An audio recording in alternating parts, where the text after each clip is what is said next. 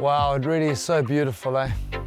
It's true, man has always been moved by nature, whether we're looking to just escape it all and find some peace and comfort in its tranquility, or to draw inspiration from its attention to detail and its perfection.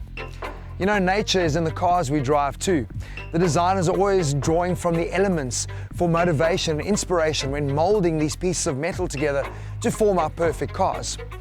Over the last couple of years, let's be honest, design for Kia has come pretty naturally. Now they're hoping that all the elements are going to come together perfectly with the new Cerato Koup.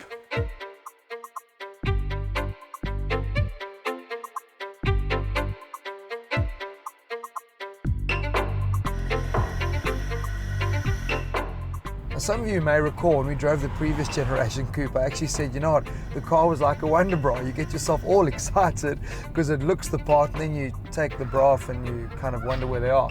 That was the feeling we had with the Coupe. It was beautiful, great styling. The ride was firm, all sporty, but it just had no balls. Well, that's changed, and this is the best news about the new Cerato Koup. Finally, a turbo engine coming to the Kia stable.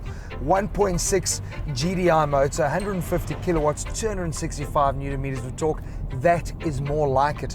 What they've also done is they've reworked their transmissions. So 6-speed manual, 6-speed auto. We in the auto, which, I mean, for me, obviously wanting to drive the car, I prefer to be in manual.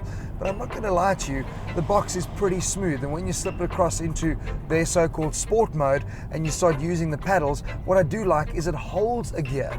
And it's actually quite happy to be banged down on the downshift when you are trying to get a bit of engine braking going as well. So super responsive, no problem with the engine. It really is very, very torquey, a little bit noisy, but it's a turbo ride. It's got plenty of push, and I think the guys in Joburg are going to love that because that's what was lacking on the previous Coupe. It's also a longer car. It's a wider car. It's looking now at about 4.5 meters. It's pretty long. What that means for the passengers in the rear, well, you've got more legroom, you've got more headroom, you've got more shoulder room. All good news. The boot is 430 litres. They've made it 60 mils wider, so they've really made the car a little bit more practical. Passengers in the back are going to enjoy that as well. The longer wheelbase is also significant from a handling perspective.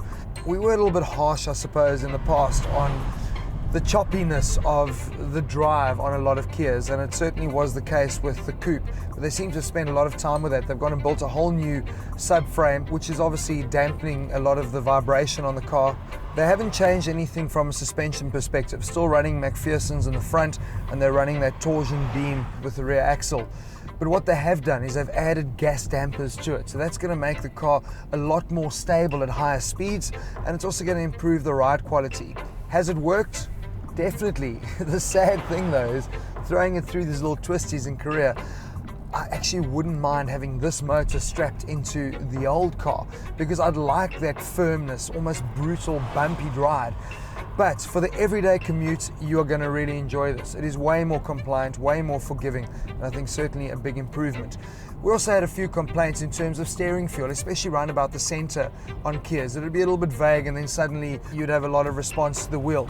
They've worked a lot with that. They've actually changed the whole positioning. They've moved the whole rack closer, and they've worked on the geometry of it as well. But it does still feel a little bit fake for me. But I guess that's what happens with electronic steering, not having hydraulic assistance, but electronic assistance as well. They've got that flex steer button that you can go and set it to comfort, normal, or sport, and it does weight things up. It doesn't change anything on the wheel per se, but it just obviously changes your feel. Gimmicky, but hey, it adds to the fun factor when driving your Coupe.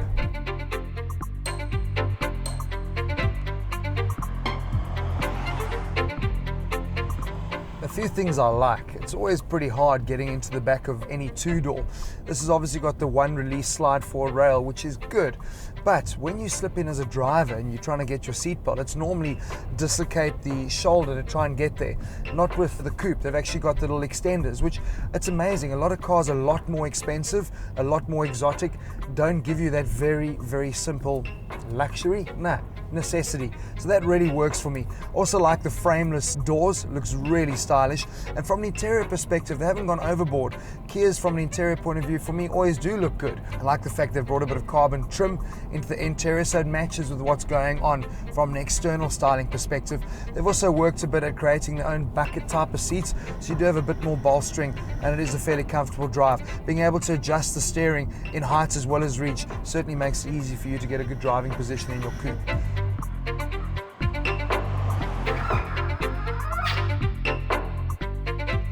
To prove just how much more performance orientated the new coupe is, Kia took us to the Taalbek racetrack.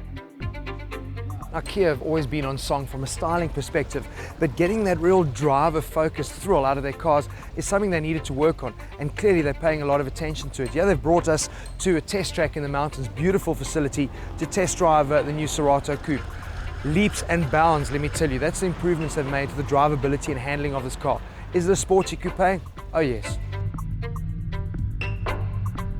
With a long straight, 2 hairpins and a couple of really fast sweeps, this is the perfect proving ground for the redesigned chassis. And because the track is situated above sea level, we also got a pretty good idea of how the new engine is going to perform up on the reef.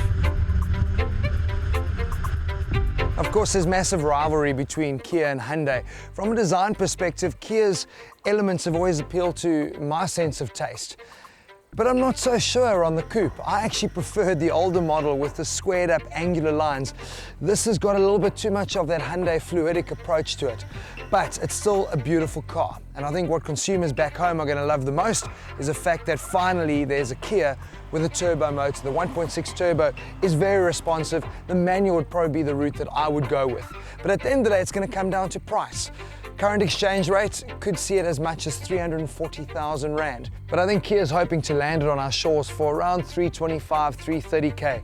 If they do, I think there'll still be buyers for this.